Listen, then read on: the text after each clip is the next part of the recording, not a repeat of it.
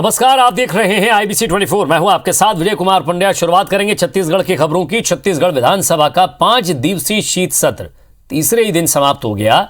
इसके पहले सरकार ने अनुपूरक बजट समेत कई महत्वपूर्ण विधेयक पारित करवा लिए। शीत सत्र के तीसरे दिन विपक्ष ने धान उठाओ, चिटफंड और रेडी टू ईट जैसे मुद्दों पर सरकार से तीखे सवाल पूछे, जिस पर सदन में गर्मागर्म बहस हुई। शीतकालीन सत्र के तीसरे दिन जनता कांग्रेस विधायक रेणु जोगी ने प्रदेश में चिटफंड कंपनियों का मामला उठाते हुए साल 2018 से प्रदेश में संचालित चिटफंड कंपनियों का ब्यौरा मांगा। इस पर प्रदेश के गृह मंत्री ताम्रध्वज साहू ने सदन को बताया कि प्रदेश में चिटफंड अधिनियम 1982 के प्रावधानों के अंतर्गत कोई भी चिटफंड कंपनी अधिकृत तौर पर पंजीकृत या संचालित नहीं है। ऐसी कंपनीज के संचालन के जो मामले संज्ञान में आए, उन सभी पर कार्रवाई जारी है। विपक्ष ने सरकार की कार्रवाई को ऊंट के मुंह में जीरा बताया। सदन में पूर्व सीएम रमन सिंह ने धान उठाव का मामला उठाते हुए सरकार पर आरोप लगाया कि गलत नीति की वजह से धान उपार्जन केंद्रों से करोड़ों के धान का उठाव नहीं हुआ और सड़ गया। मामले में खाद्य मंत्री के जवाब और टिप्पणी से नाराज होकर बीजेपी सदस्यों ने सदन में जमकर हंगामा किया। विपक्षी सदस्य नारेबाजी करते हुए गर्भगृह में घुस गए, जिस पर विधानसभा अध्यक्ष के हस्तक्षेप के बाद अपनी टिप्पणी पर खाद्य मंत्री ने खेद प्रकट किया।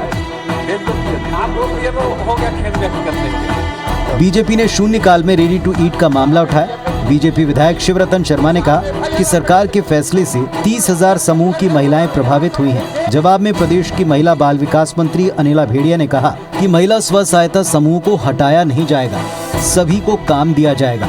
भाजपा सदस्यों ने रेडी टू ईट के मामले में लाए स्थगन प्रस्ताव पर तत्काल चर्चा की मांग की, जिस पर संसदीय सचिव रविंद्र चौबे की सहमति के बाद चर्चा के लिए 3 बजे के बाद का वक्त दिया गया।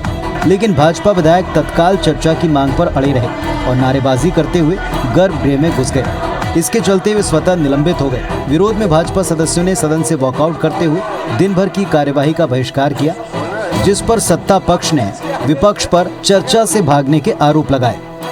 एक राज्य में वो व्यक्ति काम कर रहा है, मैंने नाम लिया है सदन में, और वही व्यक्ति को काम देने के लिए यहां पर ये काम किया जा रहा है। 20,000 महिलाओं को बेरोजगार करने का काम किया जा रहा है। आज रेडी टू ईट की बात वो कर रहे हैं, चर्चा से क्यों भाग गए? और सुप्रीम कोर्ट की गाइडलाइन और यूनिसेफ की जो रिपोर्ट है, उसके आधार पर यह निर्णय लिया गया। और जहां तक स्व सहायता समूह के जो नुकसान की बात है, उसमें 1 पैसा नुकसान नहीं होना है, बल्कि ये उनको नुकसान होगा जो स्व सहायता समूह के नाम से जो व्यक्तिगत रूप से जो चला रहे थे। उन्होंने रेडी टू ईट का मामला उठाया और माननीय अजय जी ने कहा इसको हम तत्काल स्थगन को ग्राह्य किया जाए, ताकि प्रतिपक्ष भागना क्यों चाहता है, खुद मुद्दे उठा लेंगे और मुद्दों पे चर्चा नहीं करेंगे, तो मैं समझता हूँ ये प्रतिपक्ष का दुर्भाग्य है। विपक्ष के सदन की कार्यवाही से बहिष्कार के बाद सत्ता पक्ष ने बीजेपी विधायकों की अनुपस्थिति में द्वितीय अनुपूरक बजट समेत सभी संशोधन विधेयकों को पारित करवा लिया, जिस पर विपक्ष ने सरकार पर जमकर हमला बोला। छत्तीसगढ़ में ये स्थिति है कि पुराना धान आज भी, जिसे मार्च में उठा लेना चाहिए, दिसंबर आने के बाद भी पिछले साल का धान अभी तक नहीं उठाया गया है।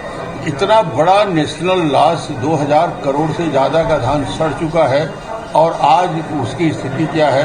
मंत्री जी ने किसी प्रश्न का भी संतुष्टिजनक जवाब नहीं दिया। हमने तो कहा है कि हम बजट में भाग लेंगे, लेकिन महत्वपूर्ण जो विषय है जनता का विषय है। सरकारी विषय तो आएंगे, सरकारी विषय पारित होंगे, जनता का इशू, जनता की समस्या, ये प्राथमिकता होनी चाहिए विधानसभा की। और इसलिए हम लोगों ने पूरा प्रयास किया उस पर चर्चा हो, लेकिन ये सरकार चर्चा से भाग रही है। शीत सत्र के दौरान अनुपूरक मांग बजट समेत सभी जरूरी विधेयकों को पारित करने के साथ ही विधानसभा का शीतकालीन सत्र तीसरे दिन ही समाप्त हो गया। सदन की कार्यवाही को अनिश्चितकाल के लिए स्थगित कर दिया गया। सत्र समाप्ति की घोषणा के बाद एक बार फिर दोनों पक्षों के बीच मुद्दों और सवालों पर चर्चा से भागने को लेकर बहस छिड़ गई। राजेश मिश्रा, IBC 24, रायपुर।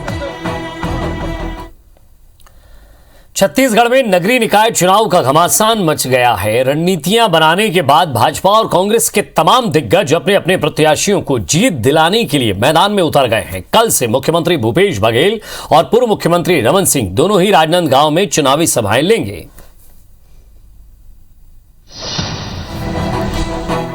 छत्तीसगढ़ में हो रहे नगरीय निकाय चुनाव में प्रचार अभियान अब अपने चरम पर है। भाजपा हो या फिर कांग्रेस, दोनों ने ही अपने दिग्गजों को मैदान में उतार दिया है। कांग्रेस के प्रत्याशियों को जीत दिलाने के लिए जहां पार्टी के प्रदेश अध्यक्ष समेत तमाम मंत्रियों ने ताकत झोंक दी है, तो वहीं नेता प्रतिपक्ष समेत भाजपा के सभी बड़े नेता गांव और गलियों में वोट मांगते नजर आ रहे हैं। भिलाई में कांग्रेस के प्रदेश अध्यक्ष मोहन मरकाम ने प्रचार की कमान संभाली, तो रिसाली में राज्य युवा आयोग के अध्यक्ष जितेंद्र मुदलियार ने कांग्रेस का प्रचार किया। इधर बीरगांव में गृह मंत्री ताम्रध्वज साहू, विधायक धनेन्द्र साहू और सत्यनारायण शर्मा ने जनसंपर्क कर पार्टी के प्रत्याशी के लिए वोट मांगा।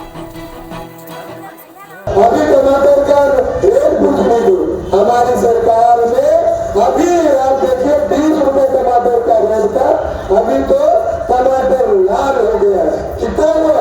70 से 80 रुपया हुआ। इधर बीजेपी ने भी माहौल बनाने में कोई कसर नहीं छोड़ी है। रिसाली में नेता प्रतिपक्ष धर्मलाल कौशिक ने तो भिलाई टाउनशिप के सेक्टर 2 में पूर्व मंत्री प्रेम प्रकाश पांडे, विद्यारतन भसीन, लाभचंद बाफना और भूपेंद्र सवन्नी ने नुक्कड़ सभाएं ली। कांकेर के नरहरपुर में भाजपा के प्रदेश अध्यक्ष विष्णुदेव साय ने जनसंपर्क कर प्रत्याशियों के लिए वोट मांगा। वहीं भाजपा ने बीरगांव नगर निगम के लिए संकल्प पत्र भी जारी कर दिया। पार्टी ने 15 बिंदुओं पर बीरगांव में विकास का वादा किया है।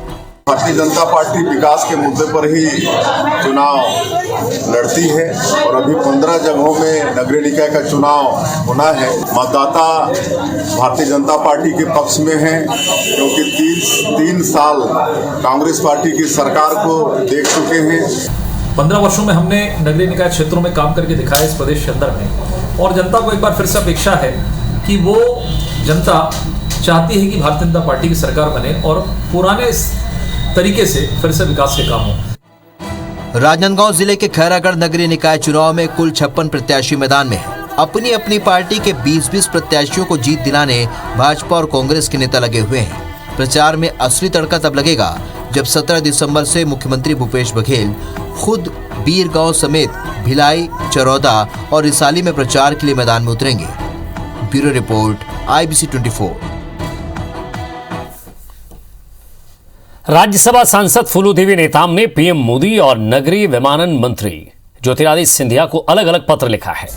पीएम को लिखे पत्र में उन्होंने छत्तीसगढ़ के 12 जनजाति समूहों को अनुसूचित जनजाति की सूची में शामिल करने की मांग की है। उन्होंने लिखा है कि इसे लेकर छत्तीसगढ़ सरकार के आदिम जाति और अनुसूचित जाति विकास विभाग ने भारत सरकार के जनजाति कार्य मंत्रालय से पत्राचार किया, लेकिन अभी तक वंचितों को न्याय नहीं मिल सका है। वहीं फूलो देवी नेताम ने विमानन मंत्री ज्योतिरादित्य सिंधिया को भी पत्र लिखा है, जिसमें जगदलपुर और बिलासपुर में हवाई सेवाओं के विस्तार करने की मांग की है। उन्होंने लिखा है कि रायपुर एयरपोर्ट में पूरी सुविधाएं हैं, जहां से सभी राज्यों के लिए विमानों का संचालन किया जा रहा है। रायपुर के अलावा किसी भी अन्य शहर से हवाई सेवाओं का विस्तार नहीं किया गया है। उड़ान योजना के अंतर्गत अन्य शहरों से विमान सेवा को भी शुरू किया जाए।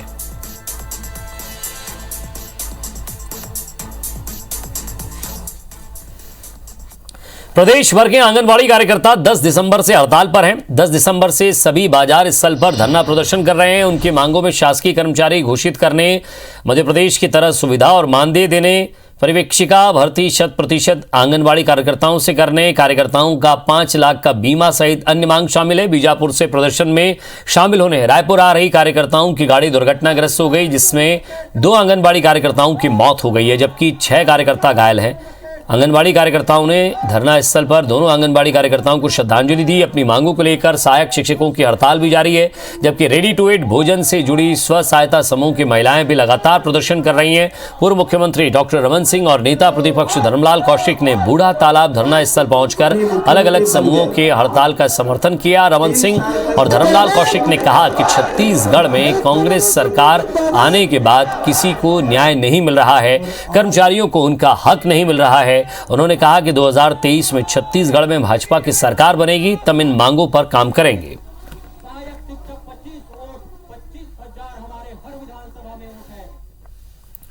छत्तीसगढ़ में अपनी मांगों को लेकर आंदोलन कर रहे हजारों सहायक शिक्षकों पर कार्रवाई की गई है। लोक शिक्षण संचालनालय ने प्रदेश के सभी शिक्षा अधिकारियों को पत्र लिखकर निर्देश दिया है कि बिना अनुमति के मुख्यालय छोड़ने वाले सहायक शिक्षकों की छुट्टी स्वीकृति न की जाए और उन्हें अनुपस्थित मानकर कारण बताओ नोटिस जारी किया जाए। डीपीआई ने सभी डीओ से कार्रवाई की रिपोर्ट मांगी है।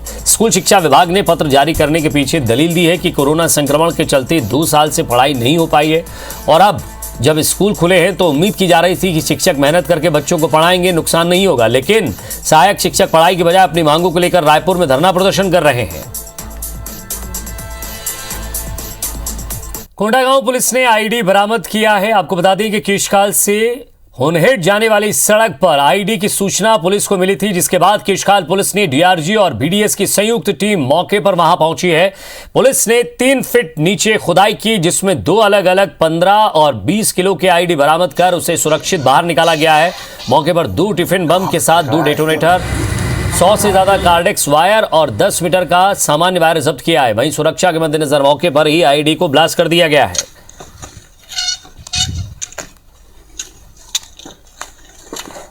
सूचना की तस्दीकी पर केशकाल पुलिस, डीआरजी और बीडीएस की संयुक्त टीम सर्चिंग पर निकली हुई थी, जहां पर होनहेड से लगभग 3 किलोमीटर पहले एक संदिग्ध तार मिला। संदिग्ध तार के स्थान पर खुदाई किया गया, जहां पर से 2 टिफिन बम मिले, जिसे सुरक्षार्थ बीडीएस टीम के द्वारा निकाला गया और एक सुरक्षित जगह पर जाकर उसको बीडीएस टीम के द्वारा नष्टीकरण किया गया।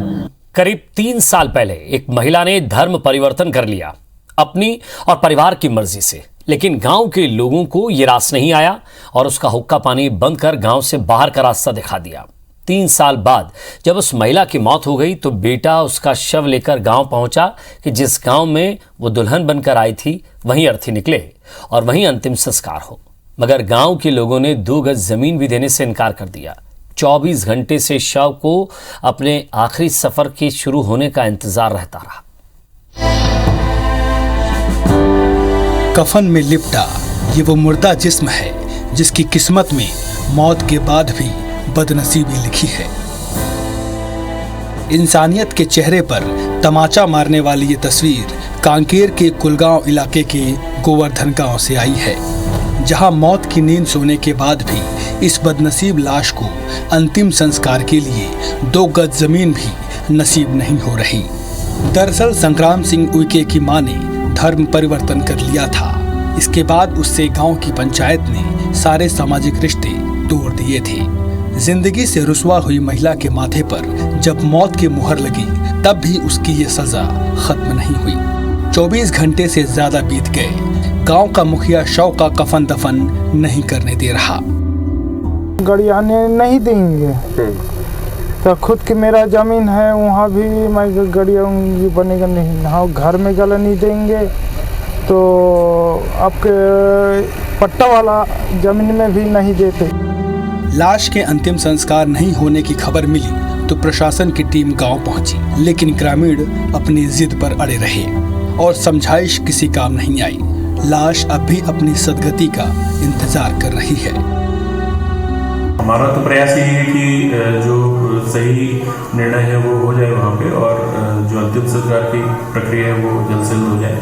और अगर वो अड़े रहेंगे तो फिर देखते हैं जैसे आगे क्या स्थिति होती है उसके हिसाब से फिर जो भी एक्शन है वो लिया जाएगा। समाज के ताने बाने कुछ ऐसे हैं, कुछ कायदे और कुछ सोच ऐसी है कि सांसों की डोर टूट जाने के बाद भी मुर्दा जिस्म से उसके जीते जी किए गए काम का पूरा इंतकाम गांव ले रहा है। अमित चौबे, IBC 24 कांकेर। और इसी के साथ फिलहाल इस बुलेटिन में इतना ही। नमस्कार।